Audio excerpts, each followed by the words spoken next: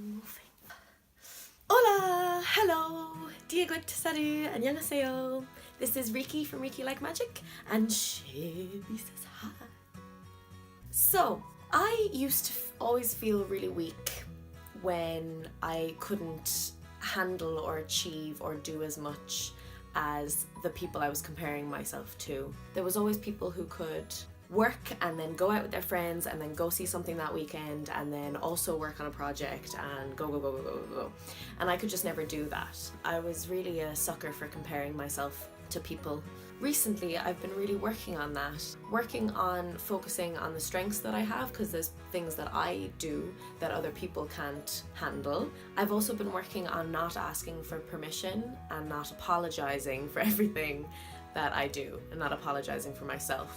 But that has really been put to the test recently. I have had to put up a lot of boundaries and rules up for myself and my business. And I'm not a boundaries person. I am not a boundaries person. I very naturally and instinctively am like, everyone, love and hugs, and let's all do this together. And it's worked until it hasn't worked. Suddenly I can't do everything. And I can't do it all, and I can't be there for every single person in my life and in this world. So instead of berating myself, I've been working on focusing on how I can help people and when, rather than trying to be all things for all people all the time, because I can't do that. And that's been working. But then I got sick. I pride myself on having a pretty good immune system, and then for this last month, it has been one of the most worrisome and scary times of my life, just because I had no idea what was wrong with me. I have found out what was wrong with me, and I'm so delighted I have, because I just had really acute anemia, which completely shut down my entire system. Anemia means you don't have enough iron in your blood, and so nothing can be transported pretty much. It's really important to have iron, I realized. So that was very, very challenging for me, because life doesn't stop. So I had to continue some semblance of my business and my life when I could only do maybe one thing a day. So suddenly boundaries became even more important. That's more what I want to talk about today. My sphere of reality shrunk down to probably this size, where it was just like, what can I do today? What is the one thing that I can do today? That had to be my question. And as well, like, when your health is suffering, your mental health suffers, because I was super worried all the time and I couldn't focus on anything else other than just making myself better. So everything changed slightly.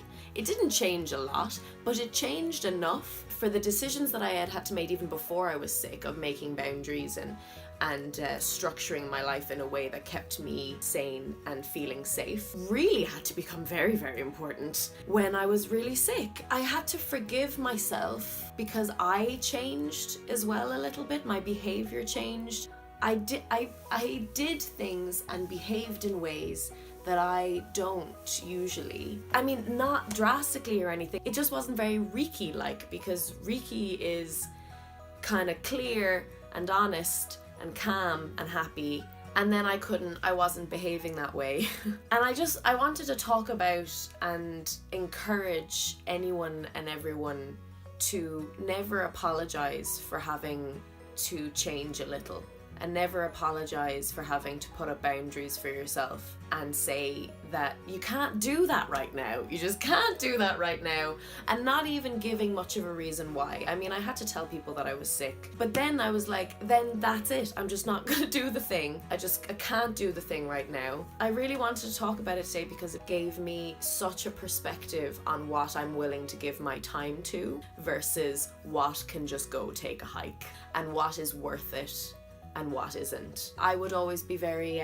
scared about the reaction from people, but really the person is you. The person is you, who you have to be okay with at the end of the day, and who you have to forgive, and who you have to take care of. And what was really telling were the amazing people in my life who I was not in a good way, and they didn't change. They just were supportive and helpful and left me alone, and then took care of me and checked up on me, and the ones that weren't quite so okay with me being a tad different. The boundaries then, because, and I think there's this little myth that it may feel arrogant. It may feel arrogant and strange to kind of censor the things that you ingest for a while. It's kind of like having a rider for your life, or for every single day. You're like, not doing that. And you're a lot more, I became a lot more picky about the things that the people I was going to hang around with and the things that I was going to do that day. It made me feel a bit diva-ish, but I was so miserable and I had to eradicate things in order to get me better quicker. So what's wrong with that? Do you know? Because I want to take care of people. I want to take care of the students in my class. I want to take care of the people in my life. And I can't do that if I'm sick. So I have to get better.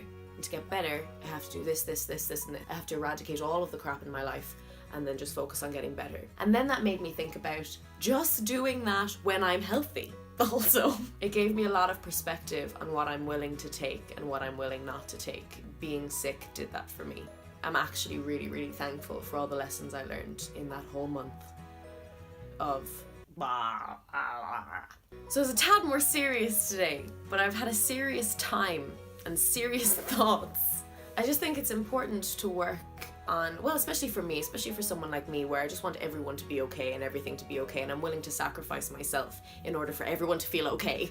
But sometimes you gotta do stuff and then you don't have to apologize for it, and you can accept the crappy decisions you've made that day just because you were in a crappy way, and that's okay.